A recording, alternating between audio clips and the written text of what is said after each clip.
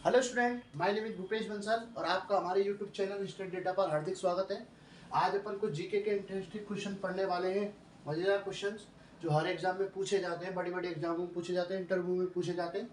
तो आज की क्लास अपन स्टार्ट करते हैं। तो पहला क्वेश्चन पढ़िए, किस देश के लोग कभी नहीं नहाते? बताओ ऐसा कौन सा देश है वर्ल्ड का जिसमें लोग कभी नहीं नहाते?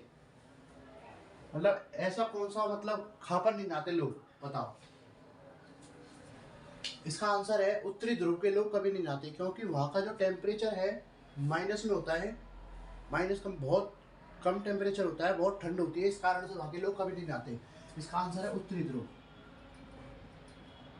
उत्तरी ध्रुव, ठीक है, उत्तरी ध्रुव, है ना।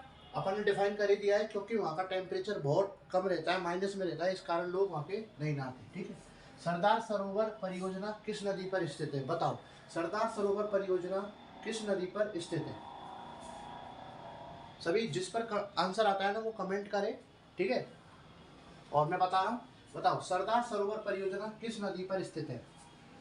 इसका आंसर है नर्मदा नदी पर। नर्मदा नदी पर।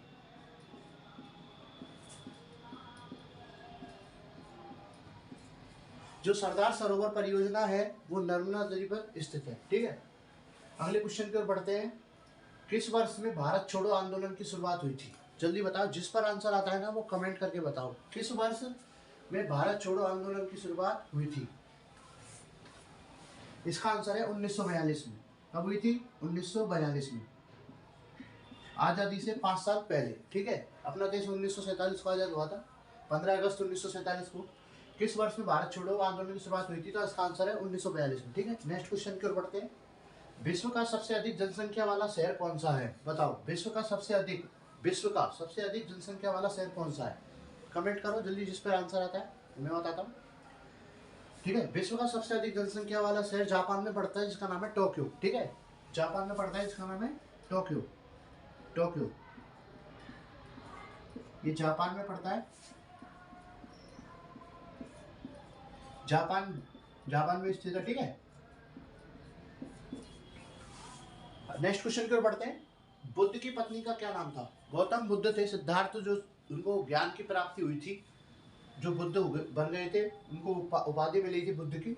बुद्ध की पत्नी का क्या नाम था? बताओ बुद्ध की पत्नी का क्या नाम था? जिस पर आंसर आता है ना वो कमेंट करके बताओ। बुद्ध की पत्नी का नाम था यशोधरा। क्या नाम था? यशोधरा। नेक्स्ट क्वेश्चन की ओर बढ़ते हैं। किस पक्षी के आंखें नहीं होती? ऐसा कौन सा पक्षी है जिसके आंखें नहीं होती? बताओ, कमेंट करके आंसर बताओ। इसका आंसर है चमगादड़।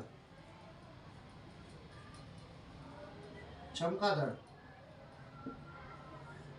चमगादड़ जो होता है उसके आंखें नहीं होती, उसके एंटेना होता है। ठीक है। वो एंटेना से सेंस कर लेता है कि मुझे किस डायरेक्शन में मुड़ना है, क्योंकि उसके आंखें तो होती ही नहीं है। तो वो आवाज करता है, तो आवाज जैसे जिस डायरेक्शन से आवाज करेगा, आवाज की तरंगें जाएंगी, रिफ्लेक्ट होकर वापस आएंगी, तो उस कारण से उसको पता चल जाता है कि आगे दीवार है। जैसे मान लो चमगादड़ ने आवाज निकाली, अगर वो आगे दीवार हुई जल्दी आ जाएगी आवाज रिफ्लेक्ट होके, तो इसका मतलब दीवार पास है, तो उससे सेंस कर लेता है। चमगादड़ की आंखें नहीं होती।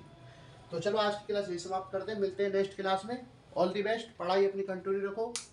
ठीक है, बाय।